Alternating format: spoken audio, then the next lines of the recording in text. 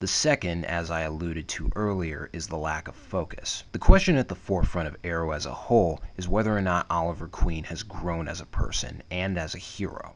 Does being the Green Arrow give Oliver a sense of purpose as well as a sense of freedom, or is the Green Arrow just an oversimplified, hardened version of the Oliver Queen that was? Because that question is constantly at the forefront, there hasn't been enough time given to the Black Canary side of the mythology. Furthermore, and what's really weird too, is that in an interview at Comic-Con, Stephen Amell made a statement that he and Katie Lotz, the actor who plays Sara Lance, respectively, are playing the Green Arrow and the Black Canary. Like, these are essential, definitive adaptations of the characters from the comics. And that's all well and good, but right now the only character for whom that statement is on point is Oliver Queen.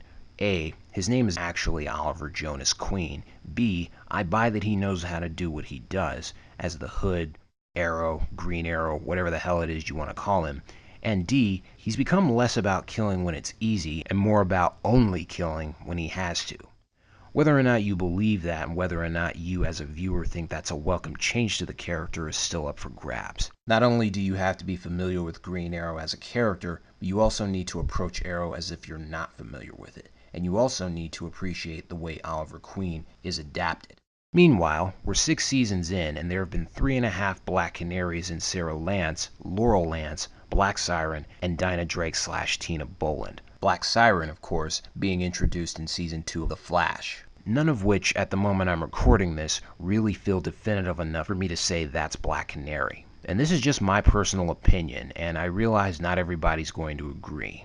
Thea Queen and Caitlin Snow / Killer Frost are both better Black Canaries than Laurel Lance. Thea Queen, who by the way, and you're probably going to think that I'm crazy for saying this, is the single most relatively sane woman in the Arrowverse. With all the bullshit she's been through, even if it made her slightly crazy, 97% of the Arrowverse women, with the possible exception of Patty Spivot, are so consistently cuckoo for Cocoa Puffs that she'd still look relatively chill next to all of them. And yes, I'm including Kara Danvers in that list, because ironically, for all that show's talk about Supergirl being a Wonder Woman level hero and role model, she's often melodramatic enough to make Iris West shake her head. Never mind that she's arguably just as dangerous as Superman. Hell, in Agents of S.H.I.E.L.D., Daisy Johnson, aka Skye, aka Quake, has gone from hacker extraordinaire to S.H.I.E.L.D. agent to Inhuman to outlaw, and I'd much rather have her fight alongside the Green Arrow as Black Canary. You'll notice that I said Green Arrow and not the Hood, since I have a hard enough time believing that Daisy would ever throw in with a man who kills people on principle, considering what happened to the last guy she fell for who turned out to be a serial killer. But that's neither here nor there. Disclaimer, the jury might still be out on Nora West Allen. Samantha Watson is still a terrible character, not because she's crazy or anything, although I wouldn't put it past the writers. She's basically just a downgraded version of what Quentin Lance used to be at the beginning of the show, except she has no personality whatsoever. In Season 6, she's trying to get Oliver locked up for being the Green Arrow, because A, the script needs another antagonist, and B, she has nothing better to do with her time. Anyway, back to Laurel. The third and biggest reason that Laurel as the Black Canary isn't believable, and incidentally the reason Black Siren exists, is that Laurel has nowhere else to go as a character. Or at the very least, Arrow seems to have no idea what it wants to say about Laurel as a character. Katie Cassidy, by the way, is a good actress for what she has to work with, and she's obviously having the time of her life playing Black Siren, which is considerably more than I could say for her Earth 1 Arrowverse counterpart, who I'm sorry to say has about as much sense of self-preservation as Harry Osborn, and is about as useful in a firefight as Bebe's kids on Happy Hour. And like Harry Osborn, Laurel has an unnecessary tendency to blow things out of proportion based on what the script needs her to do. And incidentally has some of the same character motivation problems as Harry Osborn. But unlike Harry Osborn, I at least understand why she wants to kill Malcolm. He killed her sister, not to mention that Malcolm's a terrible human being and a psychopath.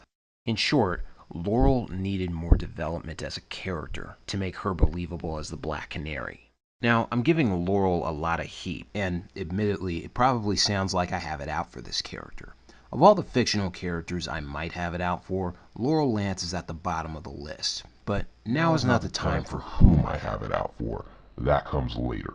But to be perfectly fair, her sister doesn't make any more sense than she does. Sara does have considerable sense of self-preservation, but as a Black Canary, Sara Lance is kinda hit and miss, and the miss primarily has to do with the fact that her personality is something of a question mark to me.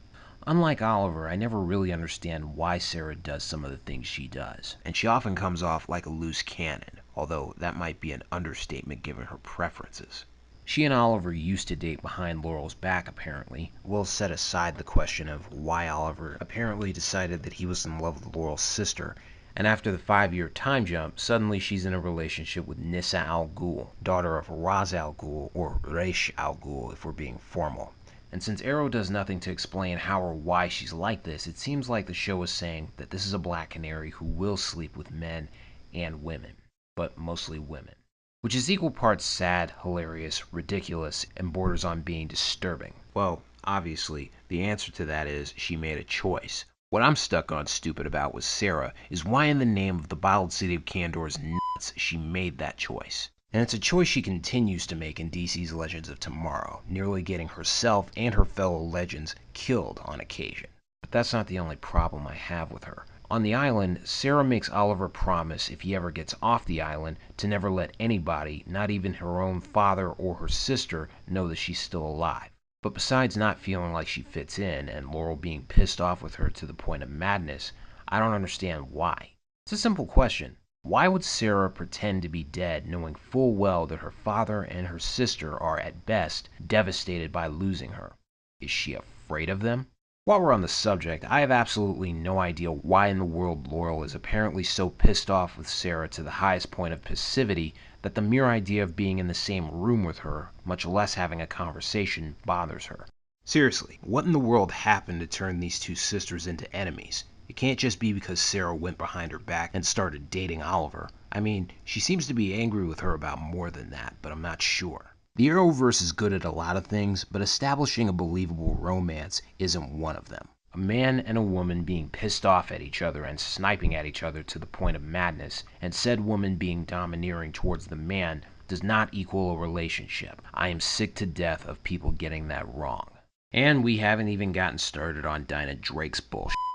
In the Season 5 episode What We Leave Behind, the season villain, Prometheus, the Arrowverse version of Bane from The Dark Knight Rises, sets a trap for Green Arrow, using a Star City police officer named Billy Malone as bait, recreating a sequence of events from a previous mission that Oliver went on as the Hood. Prometheus, of course, being the son of Justin Claiborne, a name on his father's list. Oliver kills who he thinks is Prometheus, but it turns out to be Malone, kidnapped and disguised as Prometheus. At the end of the episode, after getting some therapy from Susan Williams, Oliver comes back to the lair, only to run into who he thinks is Laurel Lance back from the dead. To refresh your memory, Earth 1 Laurel was killed off by Damien Dark in Season 4. It turns out Prometheus broke Black Siren out of Star Labs' pipeline, somehow without Team Flash knowing about it, all to screw around with Oliver's emotions. Earlier in the season, we find out that before she died in Season 4, Laurel made Oliver promise not to let her be the last Black Canary. What is it with the Lance sisters giving Oliver stupid-ass promises to keep? And after a couple of days of thinking about it, Oliver decides that he needs to find a new Black Canary, not so much to replace Laurel, but to carry her so-called legacy. He gets a lead on a Central City police officer named Tina Boland, who was in Central City the night of Eobard Thawne's particle accelerator explosion, so now she's a metahuman with a supersonic scream. Convenient. Oh, and I say Eobard Thawne and not Harrison Wells because the real Harrison Wells has been dead for 15 years at the time of the incident. Oliver, Renee, and Curtis track her to Hub City, and they find out that Tina is going after a metahuman gangster who can use vertigo on people. Long story short, Oliver tries to convince Tina not to kill the gangster, a la Huntress from Season 1, and offers her a spot on Team Arrow. But Tina ultimately goes through with it and kills the gangster. At the end of the episode, she decides to take Oliver up on his offer and reveals that her real name is actually Dinah Drake, and that Tina Boland was her undercover name. Oliver responds by saying that he once had a friend named Dinah, obviously referring to Laurel, saying that she would be honored to have her take the name Black Canary. From the initial outset, you can pretty much guess what the problem is with Dinah Drake. Setting aside the fact that there was already a Dinah Drake in this continuity, and no, I'm not blaming Flashpoint for that shit. Time travel doesn't work that way. Of course, I wouldn't know because I've never done time travel before, nor am I going to waste my time trying to explain the physics of time travel in the Arrowverse. Relying on Flashpoint as a justification for every busted-ass thing that happens in the Arrowverse is basically the metahuman equivalent of a Jor-El ex machina. Besides that, the main problem with Dinah Drake is that, like Shredder and Michael Bay's Ninja Turtles, she's basically just an avatar for what Laurel is supposed to be in the comics, all the way down to having a canary cry. Which, side note, is for whatever reason really distracting to listen to after a while, since it always sounds like she's screaming, "No!" I apologize for that jump scare in the volume. Dinah Drake also seems, at first, to have that go-getter, I don't give a f what anybody thinks about me attitude normally associated with comic book Black Canary, but after season 5, she becomes a vengeance-driven caricature of what she was and somehow becomes even more unreasonable and even less tactful than Helen Bertinelli in season 1, and that character already made no sense. Yes, you heard me. We have characters on this show who account for more than 2/3 of the notorious birds of prey, and they have no shred of common sense whatsoever.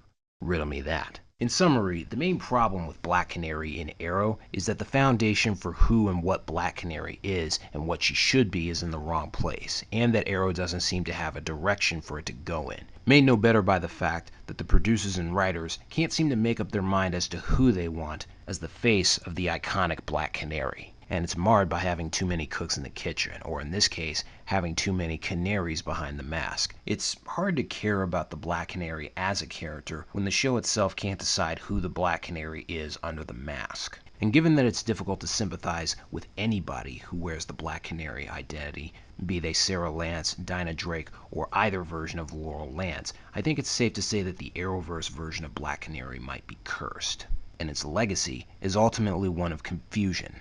And that's to say nothing of the lackluster romance on display. Giving Laurel Lance something useful to do within the story, besides cussing out Oliver Queen, would have gone a long way to realizing her as a character, and would hopefully be enough to warrant her transition into something or someone resembling one of the Green Arrow's #1 allies. Arrow's greatest strength is the internal conflict of Oliver Queen / the Hood / the Arrow / Green Arrow walking the line between being a man who kills because he has to and being a straight-up serial killer, and just how that internal conflict, as well as his life-threatening mission, affects his family and loved ones and the people close to him. But Arrow's greatest weakness is its forced romance, not to mention most of the so-called progressive behavior that makes it difficult for me to concentrate on the character stuff.